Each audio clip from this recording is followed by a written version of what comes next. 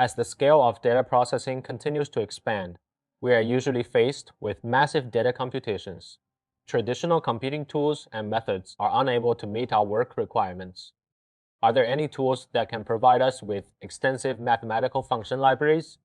NumPy is an excellent choice. In this lesson, we will learn what NumPy is and get to know the NumPy array object. NumPy is a scientific computing library for Python, which is an extremely important library for every Python package used in data science or machine learning. First, let's get acquainted with indarray, the core object of NumPy. The most vital object in NumPy is the n-dimensional array object. Known as indarray here, that means arbitrary, and D stands for dimension. As its name suggests, indarray refers to an array object with arbitrary dimensions. With the indarray object, we can perform various operations related to scientific computing. Let's take a look at some commonly used attributes of indarray. Ndim, the number of dimensions. Shape, the shape of the array. Size, the number of elements. Type, the data type of the array.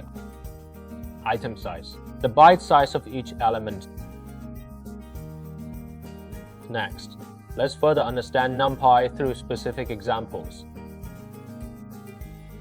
Let's open the project file. Now we'll demonstrate the NumPy scientific library.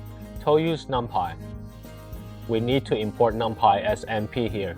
This is the most common way to use NumPy, giving it an alias. There is an array function in NumPy when passing arguments.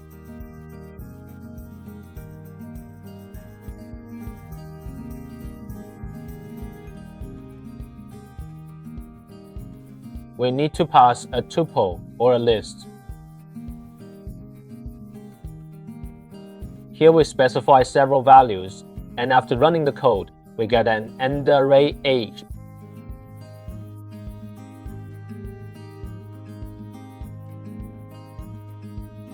What exactly is the object A? It is an object of array type. As we mentioned earlier, it belongs to the indarray type. How can we verify this? We can check the object type with the type method by passing A as its argument. From the output result, we can see that object A is of the indarray type in NumPy. Now we will define another variable named B. Using a nested list together with NumPy's array function, we can create a two-dimensional array .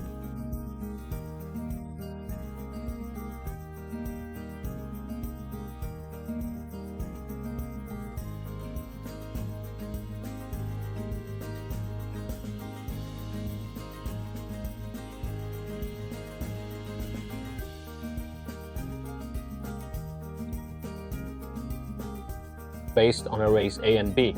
Let's explore the indarray attributes we mentioned earlier. First, we will introduce the first attribute, ndim, which stands for the number of dimensions. The ndim value of array A is 1, meaning array A is a one-dimensional array. The ndim value of array B is 2, meaning array B is a two-dimensional array. Next, let's learn the second attribute. Shape, it refers to the shape of the array. Now let's check the shape of A, which represents the shape of variable A. The output result is 5.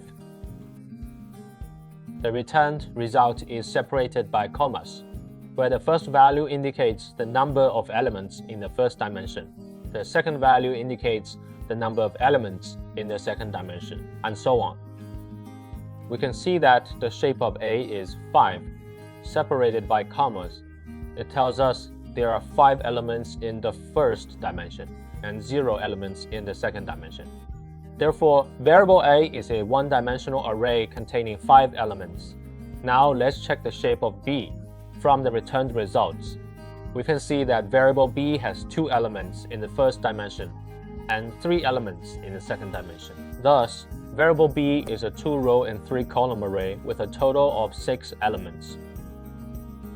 Next, let's look at the type attribute, which represents the data type. The type output of A is int 64. Obviously, the type of B is the same as that of A, which is also int 64. Let's add another array for comparison. Define C equals MP, array 1.2, 3.4, 5.6.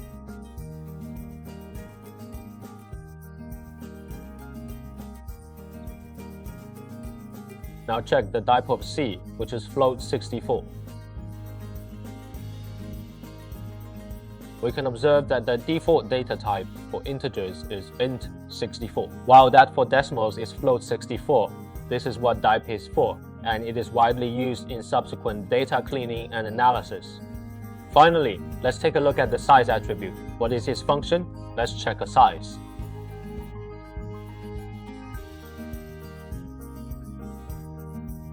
The return value is 5. What does this number 5 mean? As we know earlier, there are 5 elements in array A.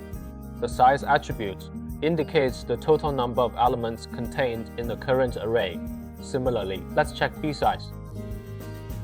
The result is 6, since it is a 2-row, 3-column array with 6 elements in total. That wraps up our introduction to some common attributes of arrays. In this lesson, we have learned the basic concepts of arrays, fundamental operations for creating arrays, and basic attributes of arrays. With the advent of the artificial intelligence era, our mindset also needs to shift. We should learn to use appropriate tools to save storage space and time.